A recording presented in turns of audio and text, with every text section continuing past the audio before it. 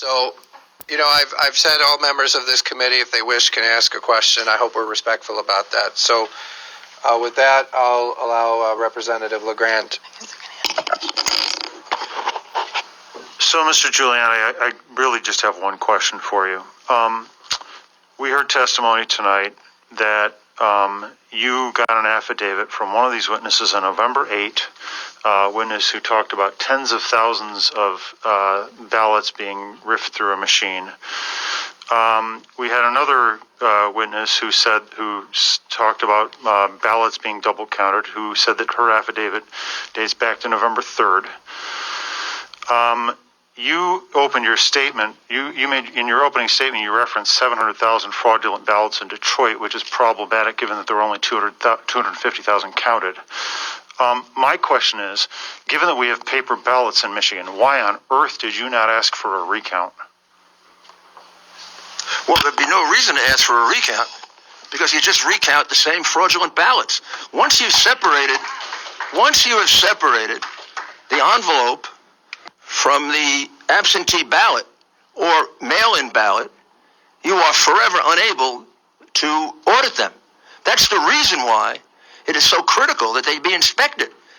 That's the reason why from time immemorial that's been done and honored by both political parties and honored in the breach by your political party this time nationwide. 71%. There is no way, when they recounted in Atlanta, they just recounted all of the same fraudulent ballots. There's no way to trace those ballots, and that's why the inspection is so critical. And that's why, please don't, I don't need help. Please, let's allow the conversation. Let's stop yelling in the crowd. Thank you. And the reality is, if your political party had not bullied, pushed people around, intimidated people, and stopped them from doing their job as inspectors, this would not have happened. Thank you. Representative Camilleri. Thank you, Mr. Chair. Mr. Giuliani, this committee heard testimony from a bipartisan group of county clerks in Michigan. One was a Democrat and two were Republicans. They testified that they found no evidence whatsoever of widespread irregularities in this election, and they lauded the municipal clerks and their teams who run elections in Michigan for their tireless effort and commitment to free, fair, and safe elections. Your team has now lost 39 court cases in the aftermath of the election, with judges ruling that there is inadequate evidence to support the sweeping claims that you are making and repeating here tonight, and the unprecedented relief that you are seeking. Yesterday, we learned that U.S. Attorney General William Barr has similarly found no evidence whatsoever of widespread irregularities that are worth investigating. If our local clerks, state and federal judges across the country, and the highest-ranking law enforcement official in the United States cannot find any substance to or any merit in any of your arguments, why should we? Why should we sit here in the show that you are partaking in and taking around the country if no one has found any evidence whatsoever of any of your wrongdoing? And why should we not believe the reported attempts of you to try to seek a pardon from the president? What was the last part? That last part is not You're attempting to seek a pardon, so why is this not part of that? I will ask that he be disciplined for that. First of all, hold on. First of all, what he says is untrue. Second, that is a defamation of my professional character. Do you allow that? Do you allow that to happen in your legislature? No. As I said, reported. As I said, Representative, let's keep it limited to the germane issue here. So, Mr. Giuliani, let me ask the question.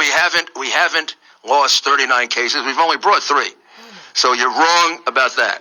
Second, the reason why people are reaching those conclusions is because, like you, they don't have the discipline, maybe the intelligence, I don't know, to read through this, and to read 20 more like it. You can't tell me there's no evidence when I have a couple of thousand affidavits from people. You can't tell me that your credibility is better than the credibility of those people. They swore under oath. You didn't. And you seem very, very free to lie. Mr. Giuliani, I'm just hoping, have a point of order? I'm just hoping to get an answer to the other questions about Mr. Barr and others who have disproven a lot of. I gave you the answer. Point of order? The answer that I gave you is they didn't bother to interview a single witness. Just like you, they don't want to know the truth. Well, you probably know the truth. I'm worried about their not wanting to know the truth. Thank you. Representative C.A. Johnson. Well, I want to take the time to thank everybody and to thank you, Mr. Giuliani. And I will take the time to just give some quotes that some of my constituents made today. Our elected officials should be condemning. What is your question, Representative? Sir. I'm asking you, what is your No, question? I don't have a question. I would like If you don't have a question, then we're going to move on, Representative. No, that is not fair, sir. Representative Riley, Our elected officials should be condemning, not... I'm sorry, you're out of order, Representative. You're out of order. You're out of order. You don't have a question, you're out of order. Representative, you're out of order. You're out of order, Representative. You're out of order, ma'am. You're out of order, Representative. Representative Riley. Thank you. Mr. Giuliani. So I just wanted to make sure that you were aware that there was real concern before this election by many individuals that there was going to be some crimes committed. And I think one of the ways that we saw that is when we realized that the training that was put on really revealed that it was going to be intentional to mislead some of the poll workers, et cetera, on what to do in the situations that were coming up. So prior to the election, when we saw the training, there was some individuals that made it public that they had gone to some of the trainings and reported back, actually had evidence through recording the trainings, and said, these people are going to, this is not right. And so it was not until that came out that and a lawsuit or a suit came out that said basically that was taken to the Court of Claims, where they had to rule on this to say, you have to allow people to come up and do your job and get within 6 feet to do your job as a poll challenger. It wasn't until that court case had happened. I also submitted an investigation, asked for an investigation from the Secretary of State prior to the election on this very thing. So I think there were some crimes committed when it comes to impeding what a challenger's role is. I believe it's a felony in the state to do that. And we have a responsibility, I believe, to do that. So I just want to make sure you're aware that we saw this coming, and there was an effort to head this off. Well, I appreciate that. Only thing I would say is I believe it's much worse than you realized it was going to be, and it is not confined by any means to Michigan. I mean, this is what you are describing, cutting off Republican inspectors, happened in 10 cities, all Democrat-controlled cities, all cities with a history of corruption, and in numbers that are not insignificant, in numbers like the hundreds of thousands. Enough to change the election. All right, and I guess Representative Steve Johnson. Thank you, Mr. Chair. Thank you, Mr. Giuliani, for being here today. The purpose of this committee is to search for truth.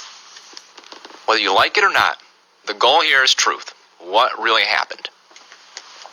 In that search for truth are things maybe we aren't happy with, maybe things we are happy with. It's led me to a couple understandings here that are going to probably make people on both sides angry. Number one, starting with Dominion. People that are essentially running our election, refusing to come before this committee and explain themselves. Amen. They are essentially a government contractor. We pay them, I assume, millions of dollars, and yet they will not come before this committee to answer tough questions. Amen. I think at the very least their contract should be pulled going forward. Criminal. However, let me continue. We could sit here and we could talk all day long about Dominion, about whether it's accurate, whether there's fraud, whether they're cheating, whether there's foreign influence. And your word is as good as mine. The only way we can actually know for sure whether Dominion actually changed the results of the election is through a hand recount. Now, I understand a hand recount would not... Let's let Representative Johnson speak, please. Would not find dead people voting, would not find maybe illegal people voting, but a hand recount would determine If 20 votes went in for someone and the machine said 25 votes came out, a hand recount would identify that. And yet 48 hours, you have 48 hours after the vote certification to request the recount, and we never got that. So instead, what we hear is a lot of talk, a lot of thoughts, a lot of allegations, but we had one opportunity to actually do this, and the Trump campaign did not make that request. That's number one. Moving to Detroit, which is where a lot of this has been centered, and rightfully so. What we saw at the TCF Center was absolutely unacceptable. When you see where they are purposely violating a court order regarding the 6-foot rule, a purposeful violation. This isn't some old court order. This was right before the election. They knew darn well about that court order, and they purposely violated that. Chain of custody issues, absolutely huge. They have boxes that are open with ballots. Shocking. It's a box. You can't find a box that actually does its job. And then when you see, and there's video proof of this, not only just the testimony today, but you can see it online where when Republicans were being kicked out, they were being cheered. People were cheering when Republicans were being kicked out. And Republicans were not being let in to fill those spots. When you see the number of out-of-balance precincts, out-of-balance counting boards, not just this election, but previous elections as well in the city of Detroit, the citizens of Detroit deserve better. I quite frankly believe their city clerk should resign based off of their... Representative, I'm going to get my question right here. All right. However, looking at the votes in Detroit, the votes that are reported, 2016, Hillary Clinton received 234,000